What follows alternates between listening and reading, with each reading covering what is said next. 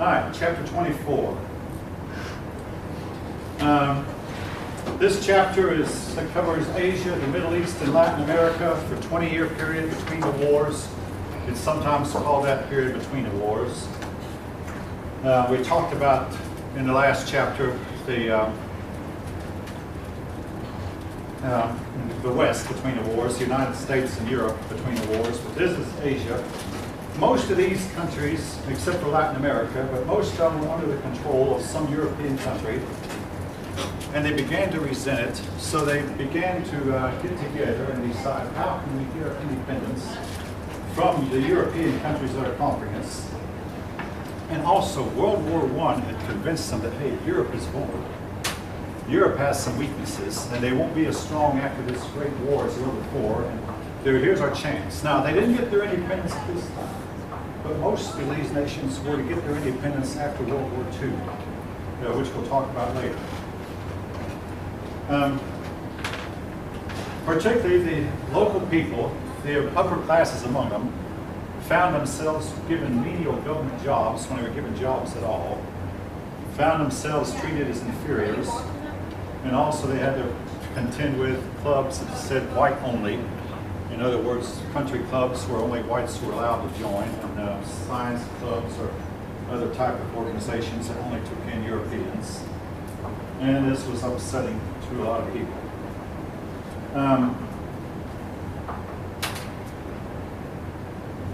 Religion also played a role in it.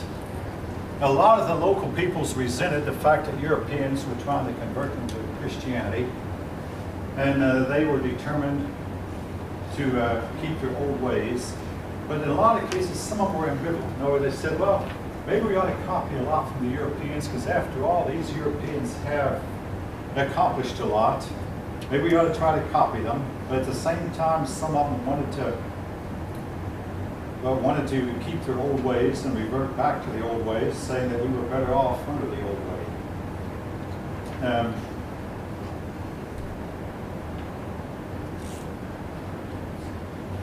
Which takes us up to Gandhi.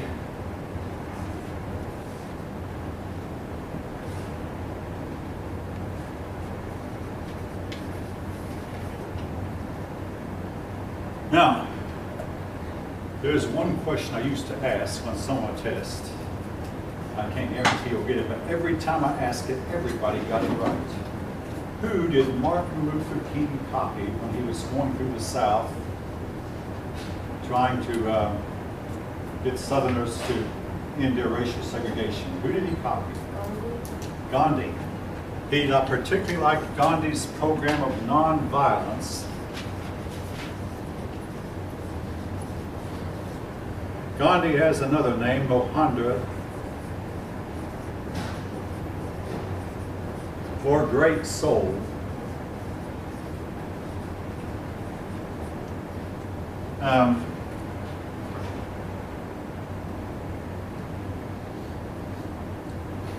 Gandhi started out, he's a member of one of India's upper caste. As a young man, he went to England and studied law. Then he went to South Africa, and South Africa was very racially segregated during his time. In fact, South Africa did not end its apartheid, racial segregation, until 1990, only about 24 years ago. But South Africa was extremely segregated at this time. And Gandhi tried to encourage the South Africans to form their own clubs, get together, improve the lot of the poor who were there. Then he went to India. He taught the people of India that they should simply passively resist British rule. And he began his career with a long march, which your book shows your book starts a chapter off with this long march. The long march was a march to the sea. It's called the Salt March. In effect, what had happened was the British had told the people of India, we are going to manufacture all your salt, and it's illegal for any person in India to pick up salt and process his own salt. Gandhi said this law is unjust and unfair. I have to agree with him. I mean, really. maybe I should keep my opinions out of it. But anyway, he said this law is unfair, so he got together a group of his fellow native Indians, and they marched to sea, and they began to scoop up salt to passively break the British law. Gandhi then was arrested by the British and put in prison for several years.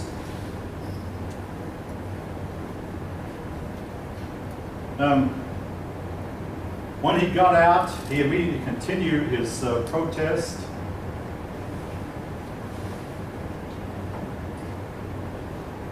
And he was arrested again, even though the second time he didn't spend any time in prison. Weirdly enough, now Gandhi was a traditionalist. He believed that the people of India should resort back to their old traditions, and his favorite machine was the spinning wheel. He said that women of India ought to learn again how to use a spinning wheel and spin their yarn into cloth the old-fashioned way, rather than use the high-quality British cloth. Nevertheless, he did not altogether go along with all the traditions. For instance, he did want to help the outcasts, the lower caste people, the pariahs, they call them. Again, he saw that the plight of the outcast is what was keeping the peoples of the outside world looking down on the people of India. He told people that we must stop the practice of kicking people out of our society and calling them outcasts. He also was against the practice of sati, where that the Indian women, when their husbands died, would throw themselves on a fire and burn themselves to death. He was against that. He was against child marriages. Again, these practices he knew met the disapproval of the people of the outside world. But other than that, he was for tradition.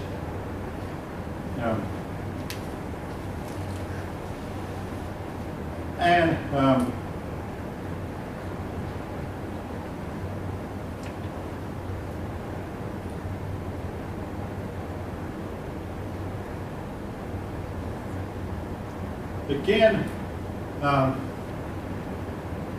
while he was wandering around India preaching passive resistance, another man, Nehru and he became fast friends. Nehru was also telling the people of Britain that they should rebel, telling the people of India that they should rebel against the British. But he was much different from Gandhi. Nehru wore Western type clothing, a suit and a tie, as did the Westerners. And he believed that the people of India should learn Western ways and learn to industrialize and, yes, use the Western looms to make cloth and use the Western machinery, learn how to use the automobile.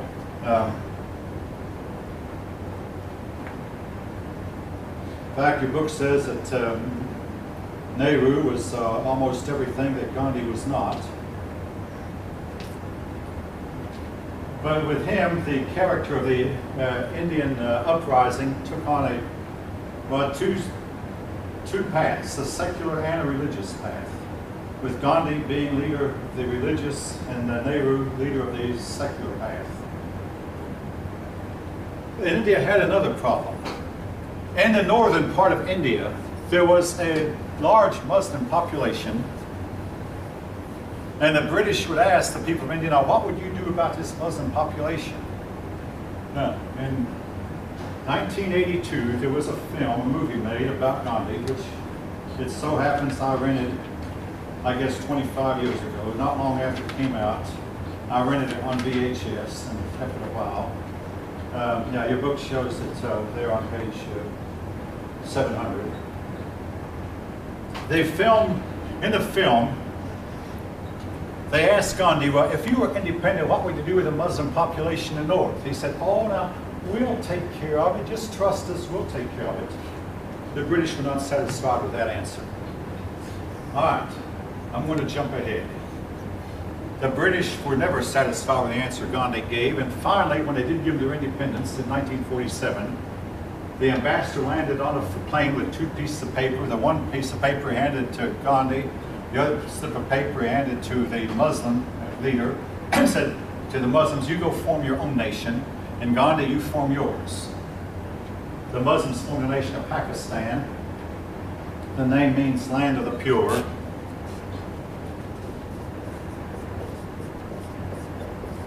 We'll talk more about Pakistan later. And then Gandhi was left to form the nation of India, except the people of India were very, very upset. They said, no, we want all of India united. The British said, well, you never gave us a satisfactory answer how you would deal with the part of India that has a Muslim majority, so we're going to give them, let them form an independent country. Now, folks, this led to a huge war that has gone on from that day till this. Why do I have to mention that? Because, again, pacifism leads to bloodshed. I mean, I tried to make that point last time. Between the wars, the whole world was gripped with a pacifist sentiment. We must have peace at any price and any cost, and the end result was World War II. But in the case of Gandhi, not only did his pacifism lead to British coming in with bullets and killing hundreds of the people of India, it led to a large war between India and Pakistan that encouraged both sides to develop big, strong nuclear weapons. Yeah, both India and Pakistan today have nuclear weapons. And the Pakistanis are accused by the Indians of using terrorism against the Indians, and in turn the Indians are accused of using terrorism against the Pakistanis. And folk, I don't mean to in any way criticize Martin Luther King. My wife is an admirer of him, and we have taken our children to the King Center in Atlanta. But I must state, for the record, every town King went to, with maybe one or two exceptions, violence followed. I'm not knocking him. King had a grievance. Gandhi had a grievance. Martin Luther King's cause was just. But to achieve it by completely peaceful means proved to be a total impossibility. Inevitably, there was going to be violence. I mean, I wish I didn't have to say that, but I did.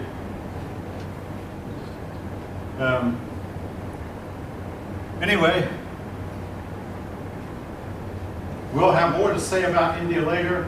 Right now, just note that Gandhi was going around preaching to the people of India for passive resistance, encouraging them to simply disobey British laws, and telling them that we in India, we can make a better country for ourselves. Again, he didn't know which way the country would go. Nehru wanted to take the country to Western industrialization, to Western ways, and Gandhi wanted to go back to the days of the spinning wheel and back to the days, the primitive days. And Gandhi dressed in the type of habit you see there on page 700. He dressed in the old-fashioned Indian garb. I mean, his clothing is great for hot tropical climates such as India is. The white outfit, the white gown, you might say, that was not at all in the Western traditional habit.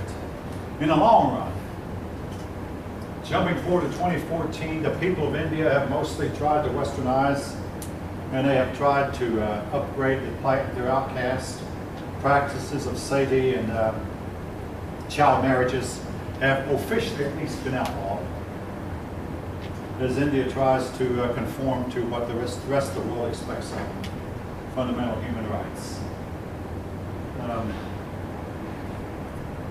So that India did not wind up taking off in the direction Gandhi wanted them to take. All right. The Ottoman Empire declined.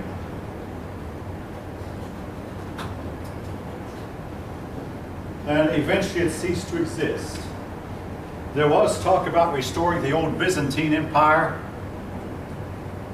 and it might have happened, except a great leader stood up and saved, well, he saved his land from going back to the Eastern Orthodox Christians. That man's name was Ataturk.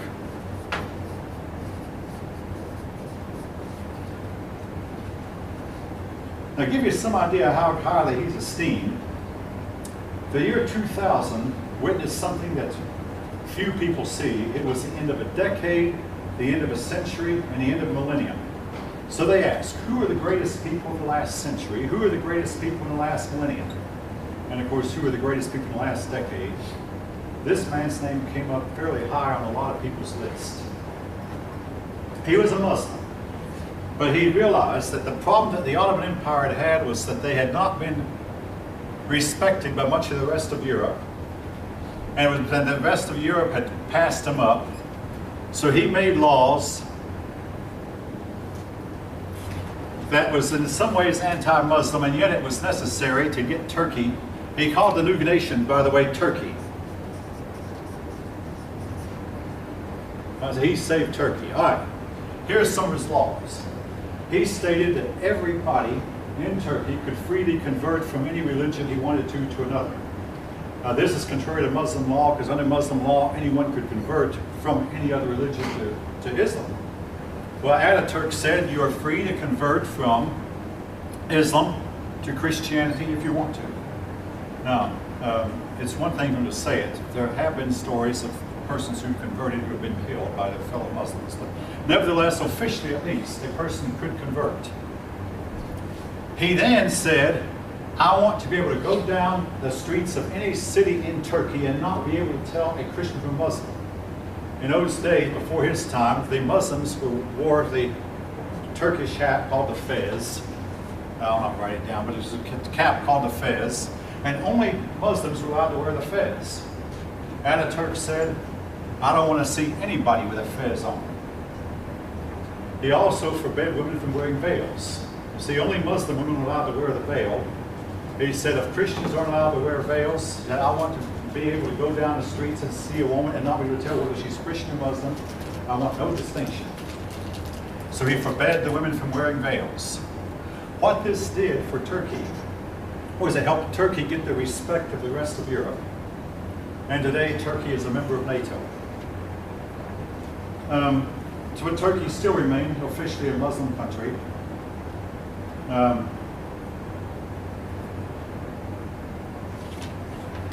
And his reforms appear to have worked, at least in the land of Turkey.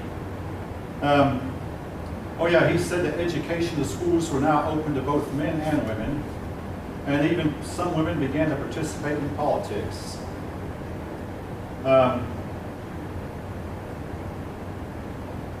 Well, yeah, he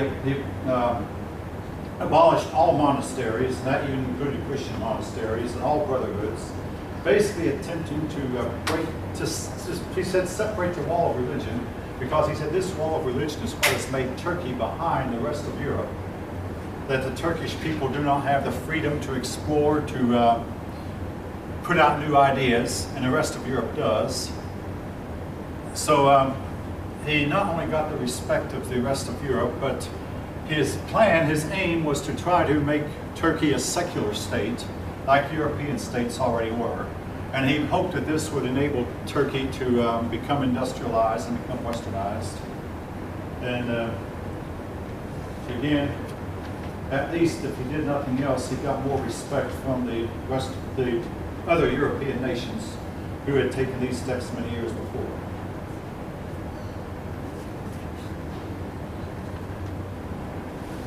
I want to jump ahead, then I'll close for the day, except for the test.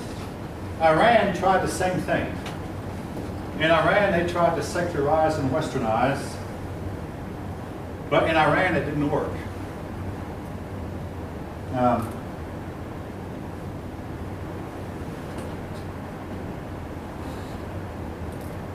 Iran, a man named Reza Khan, and I'm not going to write that name down, but he led a mutiny, took over Iran, and tried to establish the republic, but the country of Iran just simply would not become a democracy. Simply stated, would not, and still won't.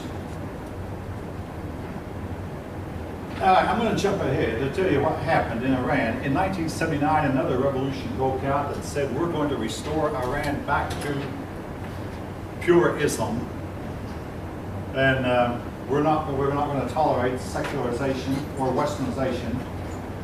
And